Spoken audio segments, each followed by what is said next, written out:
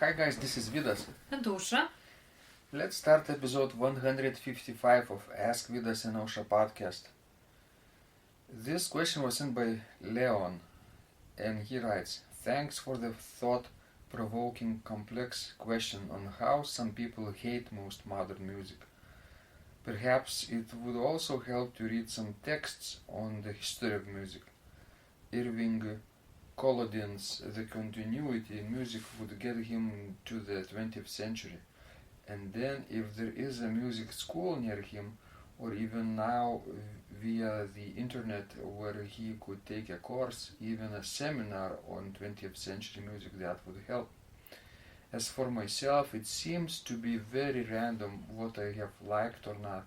For example, I do not like much of Xenakis' music, but his lone organ work, Gmeorg, is actually very well structured and one of my fantasies to be someday to play, after a couple of big Bach works and the Roigte Sonata and the Vierne, etc. Bottom line, sometimes nightmares can become part of the dream, and eventually, as you remind us, miracles happen." Osha, what Leon is saying probably is that sometimes music that we dislike in the beginning sort of grows on you later, especially complex modern music. Do you have this experience in your life? Yes, definitely. Does your taste changes over time or not? Sure, of course. I remember when we first met, I sort of liked early music more.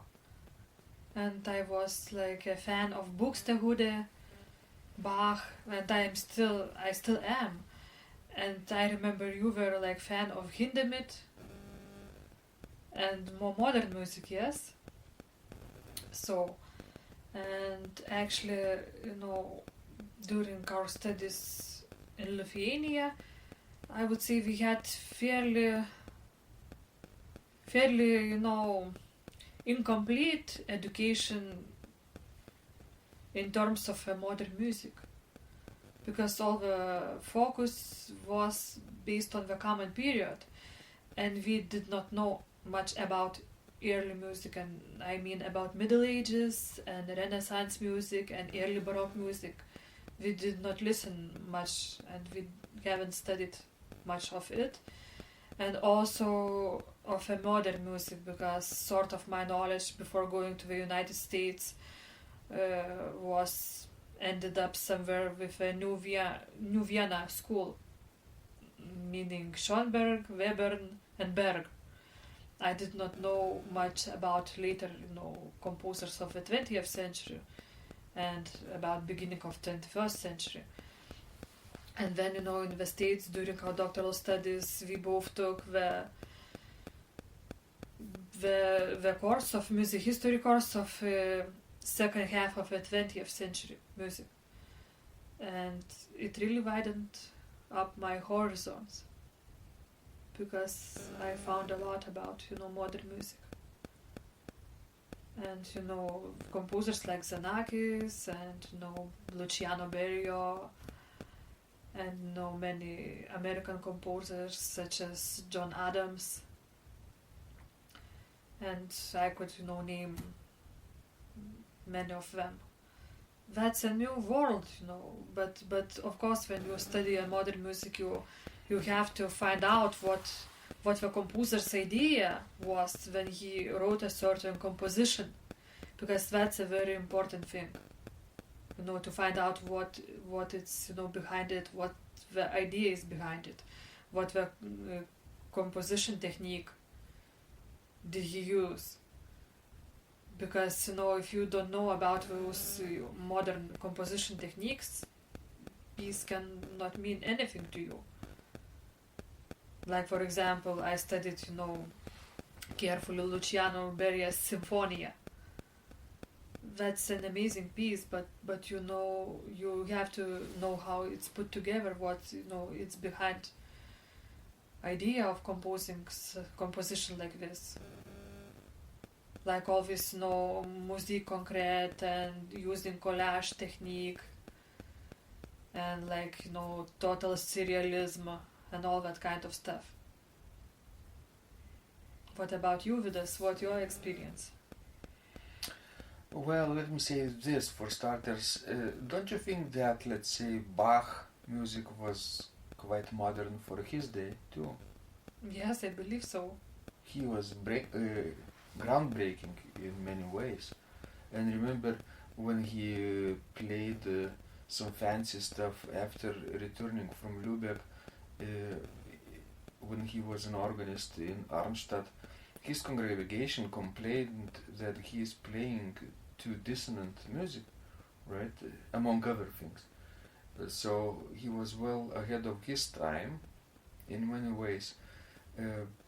And let's say composers that we think of as very early music, like Sweelinck, he was probably just as modern as any other contemporary composer back in the day, right? And everybody back in the 18th century, 17th century, played modern music, contemporary music of living composers. Either they copied their music by hand, or sometimes they purchased very expensive publications, which were, a rarity in those days.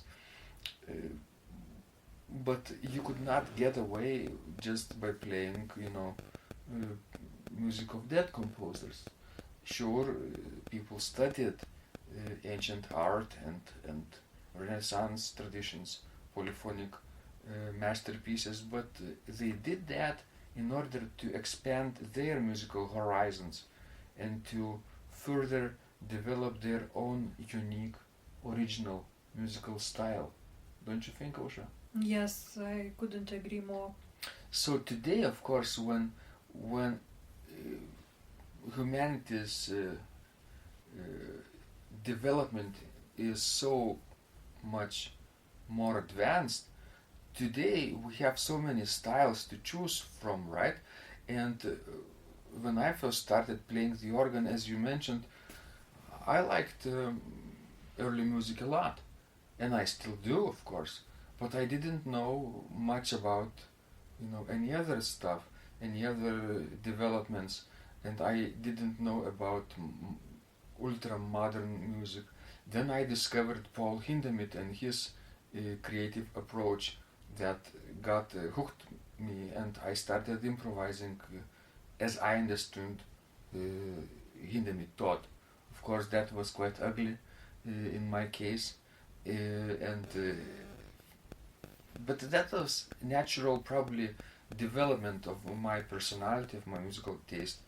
And I believe the further you study music, the further you practice music, you are open with your eyes for influences, and you look for influences everywhere, not only in music, in other forms of art, but also in science, in everyday life. You look for those inspirations, right, Ausra?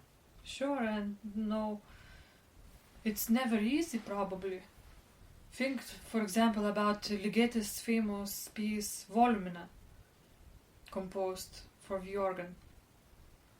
I think the story behind that piece is that it was banned at the beginning. Remember that story? We heard it, I think, in Sweden. But now it's one of the most common pieces and sort of exemplary piece of modern organ music.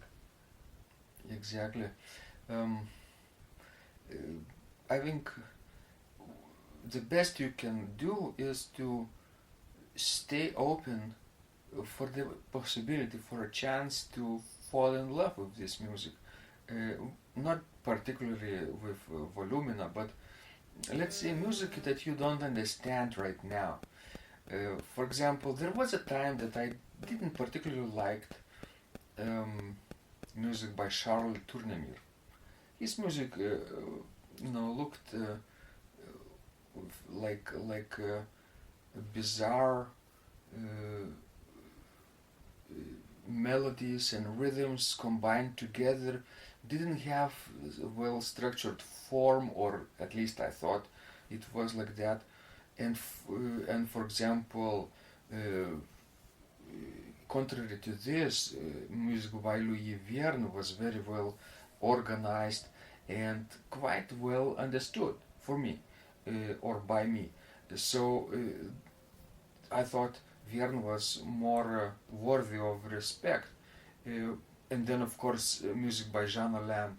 Oh, he died young, and his music, many of his pieces are very short.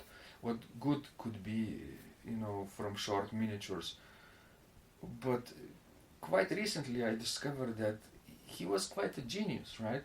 And Tournemire also was a genius, I believe, because the more difficult for you is to analyze this music, the more original it is, the more unique it is. Probably, if it's on the surface very clear and well structured, simple, that doesn't necessarily mean it is unique or innovative or original. It might be exceptions, like with Mozart, for example, like brilliant simplicity, poetic simplicity. But in a lot of cases, people they they create something, and they then don't try to go even further, that extra mile, and think that it's good enough, and this is like an exercise music.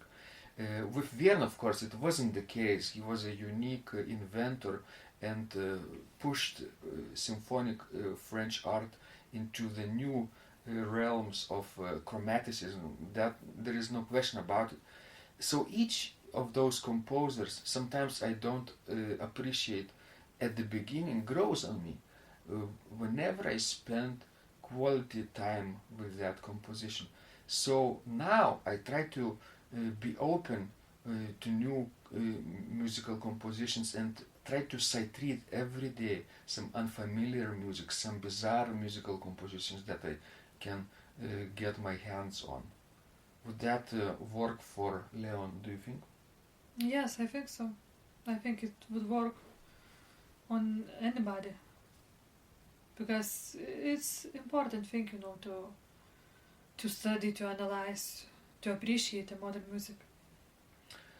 Because you have to understand, it probably we need to express ourselves, express our inner ideas, let them out. Like we have some songs that we need to sing of our own, not only songs that Bach wrote, or Scheidemann wrote, or Sweelinck wrote, or Vierne wrote, or Tournemire wrote, or those masters that we adore, right? But sometimes we have to try to create something, and this will be, of course, not perfect when we just first starting out. But then, if you understand the need for this, then you obviously start to look for influences and inspirations wherever you can, especially in modern music, if you are, inclined to create. And I think every human being is sort of inclined to create. Sometimes we are afraid to create, but nevertheless, it's good to try, and sometimes it's really fun. Yes, it is. Even, when you study a modern score, it has all that, graphic design, sort of unusual for an eye. It's basically a masterpiece. And a lot of people don't understand that, and say, "Oh, it's nonsense. It's rubbish. It's too dissonant," right? Yes, but I think the more time you spend with that music, the more familiar you get, with it, the more you can appreciate it. I mean, you don't have to love it and to play it every day, but you need to learn to understand it and to appreciate what, composers did. Because that music came from composer's mind, from abyss of human mind. You know, there is a saying. You remember the name of the professor who told that human mind is an endless abyss. That was the former director of music department at University of Nebraska in Lincoln. His name was Raymond Haig. Yes. And he had this saying, especially after grading student papers, yes. freshman papers. Yes. Human mind is an endless abyss. Yes. So try to go further into this abyss. It's interesting, and you will be surprised what you will find there. Yes, and have fun studying, modern music. And guys, please let us know if you have such experience when the more dissonant music and more advanced music sort of grows on you, and you start to like it later in your life after spending some quality time with it, right? It would be very interesting to know if we are not alone. Yes. And remember, when you practice, miracles happen.